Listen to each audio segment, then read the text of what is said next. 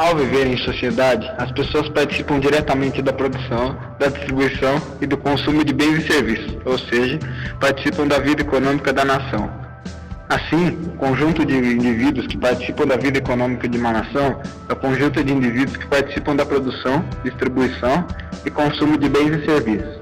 Exemplo: operários, quando trabalham, estão ajudando a produzir, quando, com o salário que recebem, compram algo, estão participando da distribuição, pois estão comprando bens de consumo, e quando consomem os bens e os serviços que adquiriram, estão participando da atividade econômica de consumo de bens e serviços.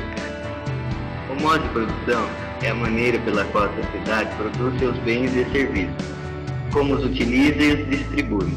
O modo de produção de uma sociedade é formado por suas forças produtivas e pelas relações de produção existentes nessa sociedade. O modo de produção é igual às forças produtivas mais as relações de produção. As forças produtivas é a forma como os seres humanos desenvolvem suas relações de trabalho, e a relação de produção são elementos que exercem na sociedade para modificar ou transformar a natureza, bem como produzir bens materiais. Portanto, o conceito de modo de produção resume claramente o fato de as relações de produção serem o centro organizador de todos os aspectos da sociedade. Na sociedade escravista, os meios de produção, terra e instrumentos de produção, e os escravos eram propriedade do senhor. O escravo era considerado um instrumento, um objeto, assim como um animal ou uma ferramenta. Assim, no modo de produção escravista, as relações de produção eram relações de domínio e de sujeição, senhores versus escravos. Um pequeno domínio dos senhores explorava a massa de escravos, que não tinha nenhum direito.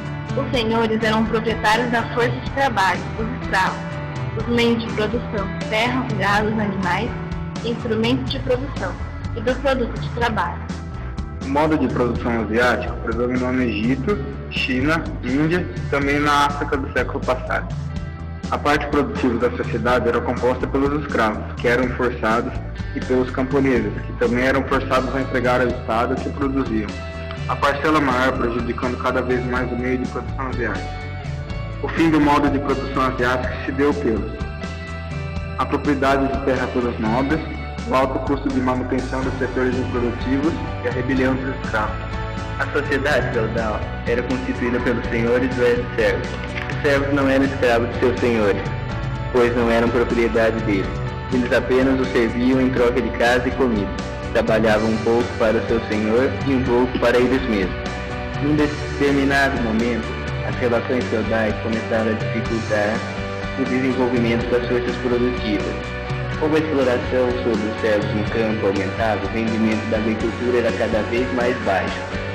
Já começavam a aparecer as relações capitalistas de produção. O que caracteriza o modo de produção capitalista são as relações assalariadas de produção, trabalho assalariado. As relações de produção capitalista baseiam-se na propriedade privada dos meios de produção pela burguesia, que substitui a propriedade feudal, e do trabalho assalariado, que substitui o trabalho servil dos feudalistas. O capitalismo é movido por lucro, portanto temos duas classes sociais, a burguesia e os trabalhadores assalariados. O capitalismo compreende 4 etapas. Pré-capitalismo. O modo de produção feudal ainda predomina, mas não se desenvolve relações capitalistas. Capitalismo comercial. A maior parte dos lucros concentra-se nas mãos dos comerciantes, que constituem a camada homogênea da sociedade. O trabalho assalariado torna-se mais comum. Capitalismo industrial.